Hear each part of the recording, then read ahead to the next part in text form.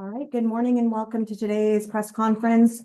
We are here with head coach Troy Taylor. We will use the raise hand function on Zoom like usual, and we'll take questions as they come in.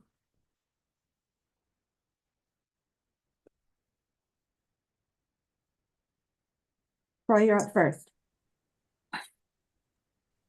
Yeah, Coach, kind of from a preparation standpoint, how does it kind of help the staff, or did it help the staff to have seen San Jose State play a game on Friday? And did the coaching staff have a chance to kind of check out the game a little bit on Friday evening, and maybe take a couple of initial notes for prep for this one beforehand?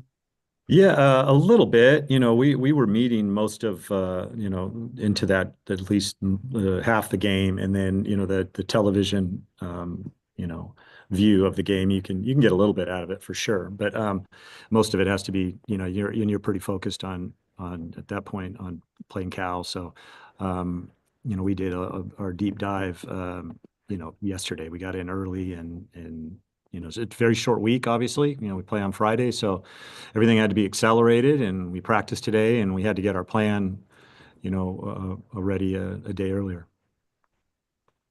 Dylan?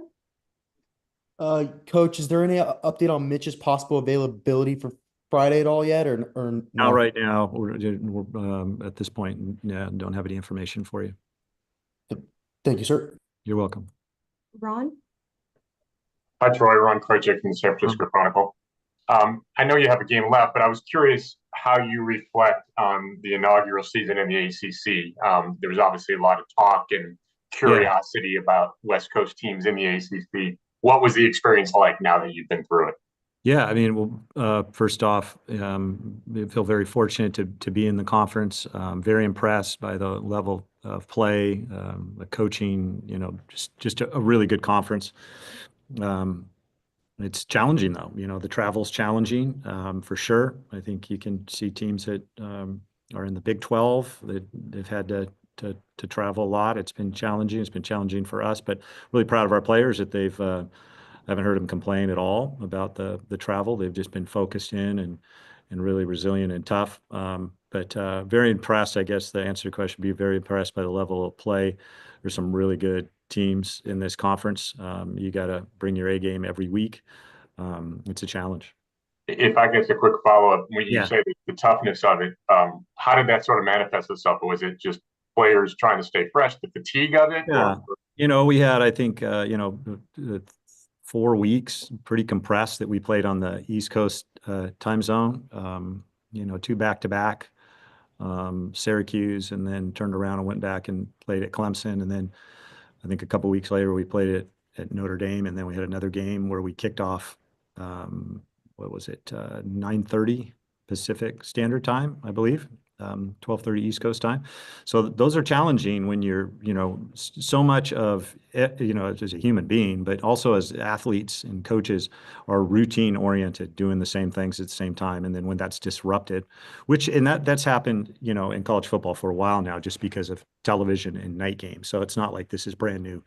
I just think when you're traveling, 5.5 hours, each way, it's gonna make it more challenging. Again, feel very fortunate to be in the conference, but the reality is it's definitely a challenge. Proud of our guys, how they handled it, but it's definitely a challenge. Thank you. You're welcome. Thank you, Ron. Steve? Yeah, Troy, I'm wondering what you think about the thought of, is there momentum or not for the off season based on your final game? On one level, I think it would be. It's the thing you remember most. But the other level, too, is you always say, hey, whether we win or lose 24 hours later, it's over. So, No, it's a good question. I think definitely, right out of the gate, anytime you win, a game, the exuberance and energy that you get is definitely great. But that quells after a while, and you got to get back to work. Whether that happens in a day or maybe a week later because of the off season or whatever. For the players, I think they get a chance to catch their breath, and they're so resilient, they'll be ready to get back to work. For coaches, we go right into recruiting, and it doesn't really stop. So as coaches, we kind of look at it as it's a year-round thing, really. You get a little break during Christmas, but for the most part, we just kind of head right into it. But yeah, I think it's really important. I think obviously the last couple of weeks, I thought we played well, and I would love to play really well. But I think every game to us is super important, and we're excited to play. Our guys are going to be ready to go on Friday. Thank you, sir. Thank you, Steve. Ben? Yeah, just kind of opening thoughts on the Spartans, kind of what do they do well? Both offense and defense, kind of what are your general thoughts on their team? Yeah. Yeah. Offensively, I mean, they throw it as good as anybody. They throw it a lot and more than anybody. I know last week it was they had quite a storm, so it affected their ability to throw the ball. I'm very familiar with what they do on offense. The offensive coordinator is really good. We played him when I was at Sacramento State. He was at Dixie State. He does a great job of spreading the field and really threatening you all over. And then defensively, they got some really good players. 42, their defensive lineman is outstanding. He's got an incredible tenacity. He's hard to block. He's nonstop from sideline to sideline. He's a real issue for people. The linebackers are fast. The corners are really good. They have two really good corners. And they do a great job philosophy-wise on defense. They bring a lot of zone pressure. And it's really hard to gauge when they're bringing it, because they do a good job of mixing it up. Very sound, and their guys play really hard. So it's a challenging team, and we're excited for the opportunity and know we got our work cut out for us. Harold? You have three jobs right now, it seems, or three official jobs with head coach, offensive coordinator, quarterbacks coach. Is that something that you think you might be evaluating kind of going forward, or is that something that you think will stay consistent as long as you're at No, Stanford? that's a really good question. Yeah, you do. I do evaluate it. The last couple of years, especially, of just the direction of the program and certain things that we need to get established and figuring out kind of how Stanford works and with the recruiting and admissions and all of those things. That's a big part of my job that I'm working on constantly. And I think especially when you first get to a place, those are usually a little bit of work, right? And then the offensive part, if I ever feel like I'm not doing a good enough job and I'm spread too thin, then absolutely I would evaluate that. I've got to do that because I got to put our team in the best situation, and I got to make sure that I've got our guys prepared. And so Thomas Merkel is an outstanding coach that helps me with the quarterbacks, and I got a really good offensive staff, and we're some of the guys I had not worked with, so and they're really good coaches, and we're getting more familiar with each other. So as you've got that continuity, I think it moves forward a little easier as you first start working with each other. You got to kind of be on the same page. So I'm feeling like we're headed in the right direction for sure, but I'll always evaluate that and make sure I'm giving everything I can to all three of those jobs. And if I can't, then I need to adjust. Ron? Troy, if I could ask one more, sort of beyond the ACC, what do you think about just the new model for college football with basically several national conferences and this national footprint? And it seems like the travel demands, as you talked about, and also there's been some interesting matchups, I guess, some intersectional matchups we haven't seen before. I mean, how do you sort of view the big picture where college football is now and where it's headed? Well, to be completely honest, I mean, it's I love college football and love the rivalries, and so feel very fortunate to be able to continue to play Cal, and I know USC is happy to be able to play UCLA, but I do think it takes a little away from when you're not playing the teams that you have traditionally played, that we played in the Pac-12 conference. So that part's disappointing, but you kind of said it. It's really the way college football is now. It's, who knows how many conferences there will be. There's Power Four now, and who knows where it's going. Just when you think it's kind of settling in, there seems like there's more dramatic changes that take place every day, with the House settlement and the realignment. it's kind of hard to catch your footing. And so you don't spend, and we don't spend really any time, complaining about it. Our job is just to kind of adjust and see how we can get our players best prepared and put our program in the best position to be competitive. And we work on that every day. And then each institution has their own challenges. Stanford is a very, very unique place. It's a great place, but there are unique challenges that come to it. So how we fit in is going to be completely different than any other Power Four school. So I'm excited for the challenges. I really am. It is, as you guys know, it's probably fun to cover. It changes rapidly. So who knows what's headed next? But it does involve travel. Like I said, we're fortunate to be able to play at these venues. It would be nicer if we didn't have to play, back to back on the East Coast. That I think was really hard on our guys in retrospect. But wherever we're scheduled, we will play and get after it. Thanks very much. You're welcome. Troy? Yeah, Coach, what's your snapshot of the offensive line right now heading into this final game? In terms of play, personnel, just how things are going and looking up front. Yeah, right now. well, we have I was thought we could have played a lot better in the second half. I would give Cal a lot of credit. They were more physical than us in the second half. I thought our guys did a good job in the first half, and Khalil House exited in the first half, which I think affected us. He's a talented young man. He's going to be a really good player. But there were parts where they were really good. That I thought they competed well. I should say they always compete well. I thought there were times where they executed well and protected well, and then there were times in the second half that I did not think we were very good up front, and it hurt us. So we got to get better. We're very young, so those things are going to happen. All those guys are returning, and so pretty much our whole offense is returning. So.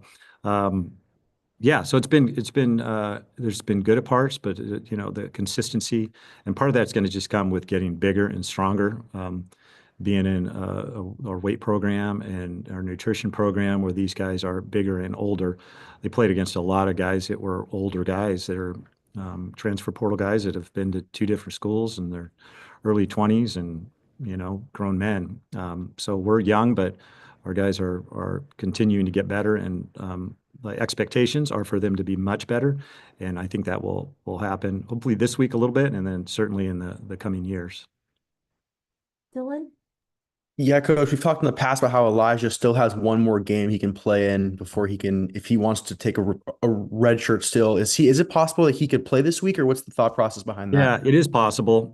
I think, he's, the recovery hasn't been the second part of it, without getting into the details, hasn't went kind of as recovered as fast as we would like it to, but he's 100% right now, and now it's just like a comfort level for him to feel confident in it. But yeah, there's definitely a possibility for him to play on Friday if we need him. Thank you, Coach. You're welcome. Ben? Yeah, I just kind of want to get your thoughts on kind of Ashton Daniels and kind of how you feel his season has gone. Seems like his decision making has improved a bit over the last few weeks. Just how do you feel? Would you agree with that assessment? And do you feel he's settling in more? Yeah, I do. I think you're accurate in that. He's played better down the stretch for sure. Not he did some really good things early in the year, but I think the consistency has been much better. I think we can all remember maybe some errant decisions where he's trying to make a play. He's so competitive, but sometimes you just gotta throw the ball away. And he has certainly done a really good job of that down the stretch here. His physicality in the run game, his pad level, how he's able to run through defenders for tough yards. He's a really big kid. He's physical. And then I think he's made some really good throws. And you're right, his decision making has improved. A lot of times, when the pocket's breaking down, or maybe he would have tried to force the ball or whatever, he'll throw it away, or he'll take the proper angle on escape and run for 4 yards. So I would agree, he's played his better football in the last, I would say, 3 or 4 games. Steve? At first, a quick one, Troy. I got in just a tad late. 3 guys who had to come off the field on Saturday: Mitch Lieber, you mentioned Khalil House and Elick Edelman. Honestly, I didn't know if Elick got back on the field for that last drive or not. What's their status for Alex Saturday? fine. He's fine. The other two are day to day right now. So we'll see. There's, it's a short week, which is tough because it's, we obviously play on Friday. So Alec is good to go. We'll see today, but I'm assuming he's going to be ready to go, and the other two guys will be day to day. Okay. The bigger question is, you've been through 11 games and your running backs still have not had a rushing touchdown. Now you do have a number of rushing touchdowns from your quarterbacks. Is that a concern, or do you figure, hey, it doesn't make a difference who the guy who gets into the end zone with the ball as long as we get into the end zone? Yeah, well, when we get into short yardage and goal line, we're a heavy QB run team with Justin Lamson. There's just an advantage you have when you utilize the quarterback run. Now, not everybody does that because they don't have a quarterback necessarily that they feel comfortable running the ball. So we do favor, it's not a disguise. We do favor the Q runs down on the short yardage and goal line. We've been pretty successful at it. So those will come for sure. But we've had so many plays where we're on the one where it just makes a lot of sense to utilize the running back as a blocker. And Justin Lamson is an outstanding runner and physical, and you saw he had some really good runs on Saturday, where his power and determination and vision really made a big difference for us. Thank you. Harold? You mentioned in an earlier answer that most of the offense will be back next year. I was just wondering, do you expect Iomanner to be back next year? I do, yeah, I do.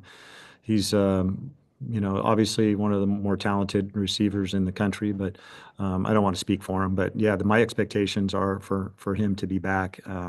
Unbelievable kid, and like I've always said, his better days are still ahead. He has room for growth, and that's a positive thing. That he's just going to continue to grow and improve. He's done great things, but he's going to be even better. Ben? Just maybe this is a better question for Coach April, but I'm just kind of curious what you guys do defensively to perhaps mask some of the kind of youth and deficiencies in the secondary a little bit. Does that change the scheme at all, or just talk about kind of playing managing things defensively when you got a younger depleted unit in the backfield? That's a great question. I think you do. Yeah, you do. You're trying to, obviously you're going to have to put, your secondary is going to have to cover and do those things. And the more aggressive you are, obviously, they're going to have to be put in situations where they're one-on-one. So you don't want to be predictable that you're doing that all the time. You want to mix it up. But in the same sense, one of the best things that you can do for your secondary is get pressure on the quarterback. Just have them sit back there, cover for a long time is very difficult to do. So I think our staff has worked really hard on trying to put our secondary in a position where they're not exposed all the time, where they're one-on-ones, where maybe, if you have a veteran guy that has played a lot of snaps and one-on-one where you feel like you can do that. But for sure, it's gonna affect your run fits. It's gonna affect what you do shell-wise and what you're showing the quarterback. You definitely have to. And the thing is we started out and we got some guys hurt and quickly, really, in the year in the first 3 games. Starting corner, starting nickel, and then Colin was out for a little bit too. So, and trying to make those changes within a week, you certainly have contingency plans, but going into the season. But when you're forced to play young guys, you've got to adjust what you're doing a little bit. Steve? I'd like to ask you about Nick Nash, and guy who was a quarterback and is now a wide receiver. What advantages does he have having the quarterback background playing wide receiver? He's got an incredible feel for the game. So obviously really talented. He throws the ball really well, and they've utilized that. I would say just his overall feel for the game is off the chart. You can tell quarterbacks usually are paying attention to everything in the offense, and then he has just a nice feel. He's got great ball skills, especially in traffic. He's hard to get his hands on. He's a physical guy. He's a really, really special player. Troy?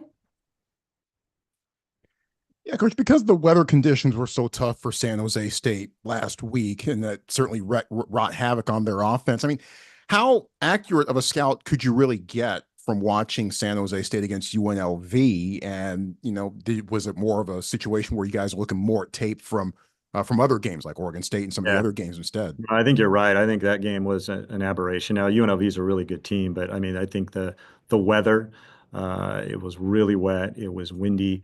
It had a massive effect on their offense. They're a team that loves to throw the football, and they're going to do it just about on every down. And when you limit that with inclement weather, I mean, for sure, I look at that game as an aberration. That guy's completed a lot of balls. It's obviously it was a difficult circumstance. So you study it for sure, but you're going to expect them to be a lot more proficient, through the air with good weather on Friday.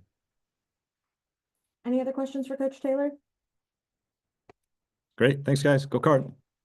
We'll be right back with Zach Bucky.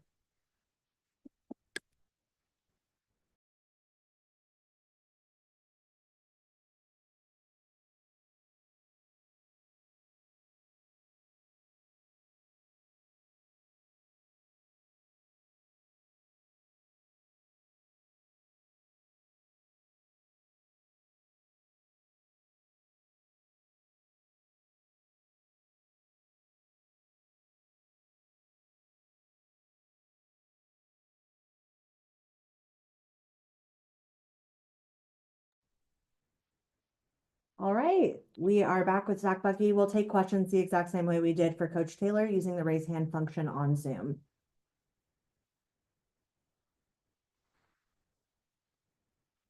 Ben? Yeah, you did a nice job getting after the quarterback on Saturday against the Bears. Just talk about kind of what got into you in that one. Yeah, I mean, obviously, it's just every day we scheme well and we have good weeks of practice, and our defense is well schemed enough to where someone always comes free. And I was lucky enough to be the guy this past Saturday, but unfortunately couldn't do enough. Troy? Zach, I'm kicking myself. I should have called you Sack Bucky in real time while you were doing your work out there in Berkeley. So kicking myself for that. Initial thoughts on San Jose State and their offensive line and how their scheme affects you as a defensive lineman and some of your responsibilities potentially on Friday. Yeah, I mean, they're a very good team. Obviously, they've put some great numbers up this year. I know the wide receiver, Nick Nash, is one of the most prolific receivers in the country, and they've played some very good teams and some very good defenses, and they've played well. So they'll be a challenge for us, but I think we've made some great strides recently, and I'm looking forward to see what we can put on tape this upcoming Friday.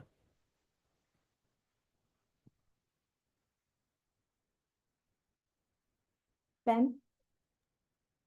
Yeah, I just kind of want to get your thoughts on kind of what, your thoughts on Coach April's system, how it's gone, kind of biggest adjustments to that, and just kind of, and what have you most enjoyed about playing in his system?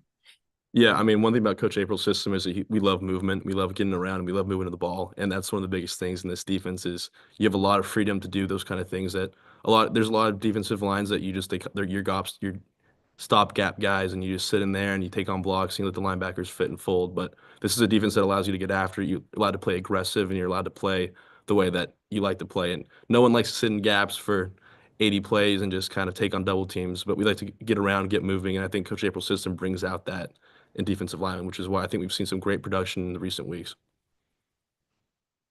Troy? Yeah, maybe kind of along those lines a little bit. How would you compare and contrast yourself with Zach Rowell, Tobin Phillips, Omar Staples? We've seen a little bit of him, Anthony Franklin. How would you compare the entire defensive line individually?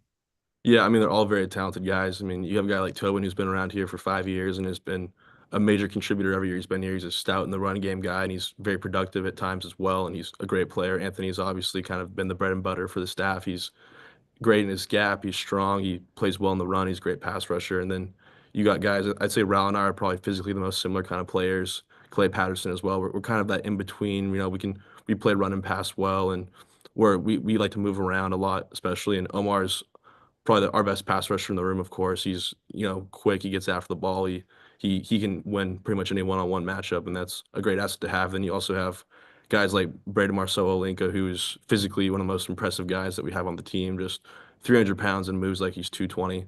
and just he's great at getting around, getting to the ball. And then we have some great young guys as well. I mean, Joe Asian, you saw this past week, or Joe Asian, I apologize, came in and just really had one crucial play on that fourth down, and that speaks a lot to his maturity. That coach has a lot of trust in him to put him in a crucial situation. He did his job and he did it well. So yeah, we have a great room of guys. We're very close, and we bring out the best in each other, and that's the most important part, I think, as a unit. Steve? Yeah, Zach, sorry about that.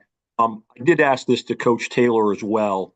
How much, if any, would a win Friday inspire your off-season work? Some people say, you know what, it is a big deal because that's the last thing you remember. Other people say, yeah, you know what, it really doesn't. Once you get in the off-season, if there's a 24-hour rule for the other 11 games, win or lose, you forget about it.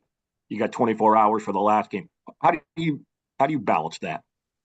Yeah, I mean, it always feels good to win. I don't think there's ever been a situation in the history of the world where people have been open to the idea of a loss. No matter who it's against, no matter who we play, we want to win every game that comes in front of us. I know it's been a rough 2 days after losing the heartbreaker in Berkeley against a team that we really had our target on for a whole year, and we will have a target on for next year as well. And I think it's a very important for us to kind of regroup, get back. And this is obviously a storied rivalry game. I'm a California kid. I grew up watching this game. Bill Walsh is one of the legends of both Bay Area football and football in general. So it's a great way to honor him and honor that history by delivering a great win, on Friday and sending out our guys who are playing their last game, Tristan, GB, Tobin, on a high note. Yeah, again, I completely understand what you're saying, but specifically for the off season, does it, whether you win by 20 or 2 or lose by 20 or 2, does that make a difference come February? Definitely. I mean, it's the last thing to remember. I think one of the biggest things for us this last offseason was we got drubbed by Notre Dame in our last game, and it was our senior night, and we did not send those guys out the way they deserve. And this year is going to be there's a big impetus on getting back, getting better. And while we win this game, we'll be 4-8, and that's not the goals we set for us at the beginning of the year. But at the same time, it'll feel better to go out on a win than a loss. And we want to win every game in front of us. And while it might not be, we'll look back in March and say, wow, we're really glad we won that last game. We're going to be glad the way we send our seniors off, right? That's for sure. And that's mentally a bigger part of it, I believe. Great. Thank you. Any other questions for Zach? All right, thank you so much. We'll be back with Jake Michaela.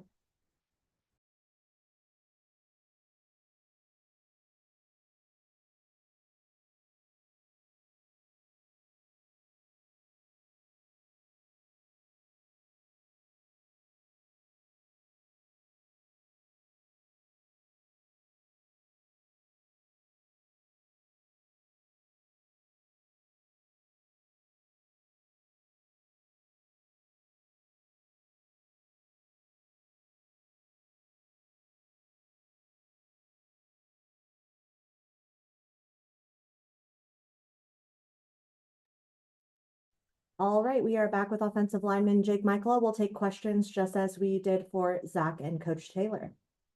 Ben, you're up first.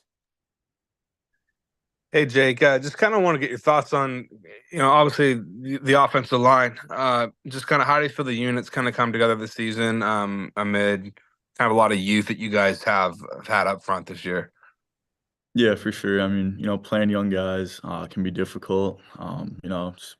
O-line, you always hear it's an old man's position. You're bigger, stronger, more experienced. It's helpful. But, getting a lot of young guys reps early on is gonna come to fruition later on for us, I think. In years to come, Stanford's O-line is going to be really talented. Troy?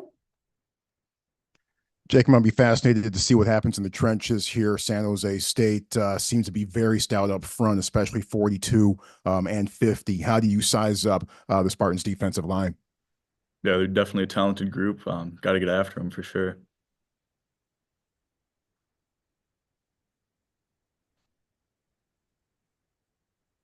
Ben?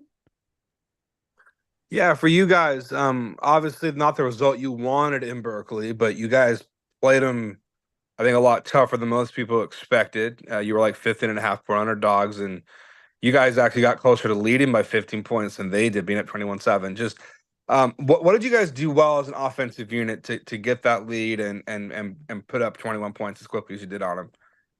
Yeah, for sure. I think we just came out really strong. Not trying to do too much. People just did their job, and we're able to march down the field a couple times early on, establish that lead.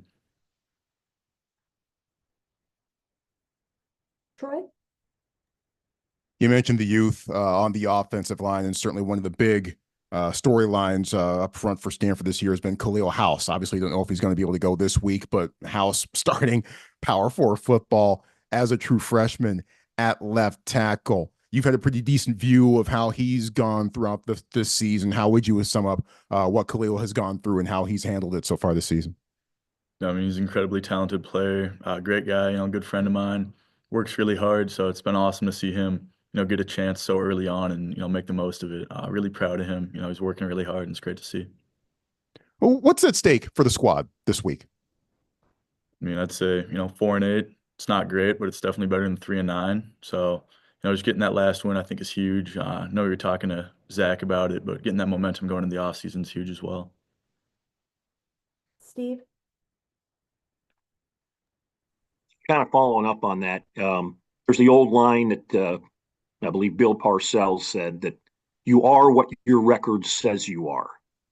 Now, you guys internally, I'm sure you can find things about which you've definitely improved from last season to this season, and even from late August to the middle of November. But from the outside looking in, if you don't win this game, that's 4 3-9 seasons in a row. Does that put an added impetus for this Friday so at least the outside world can see a number improvement? I'd say, you're trying to win every game you play for sure. Obviously, winning this one would be huge for us. Show progress in the right direction, record-wise. I mean, I think, you turn on the tape, we're definitely a better team than we were last year, and we're going to continue that. But yeah, having the record reflect that would be great. Thank you, sir. Any other questions for Jake? All right, thank you so much. We hope to see you on Friday in San Jose. Have a good